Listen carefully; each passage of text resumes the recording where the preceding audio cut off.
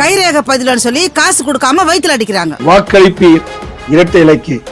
அதிமுக ஆட்சியில் வழங்கப்பட்டு வந்த தாலிக்கு தங்கம் உள்ளிட்ட திட்டங்களை திமுக அரசு முடக்கியுள்ளதாக முன்னாள் அமைச்சர் KP அன்பழகன் குற்றம் சாட்டியுள்ளார்.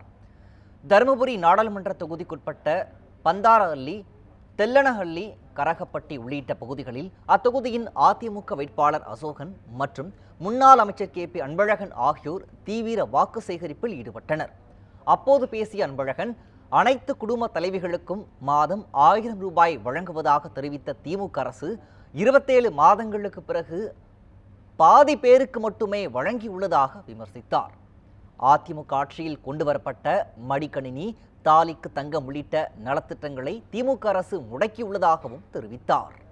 திருமண உதவித்தொகையாக தாலிக்கு 8 கிராம் தங்கமும் 50,000 ரூபாய் டிகிரி படிச்ச பிள்ளைங்களுக்கு கொடுத்தோம், அதையும் நிறுத்தி போட்டாங்க. அதே போல இருசக்கர வாகனத்திற்கு கொடுத்த பணத்தையும் நிறுத்தி போட்டாங்க. இப்படி சொல்லிட்டே போனோம்னா எத்தனையோ சொல்லலாம். ஆனா அத்தனையும் நிறுத்திட்டாங்க. மக்கள் மீது வரி சுமையை ஏற்றிட்டாங்க.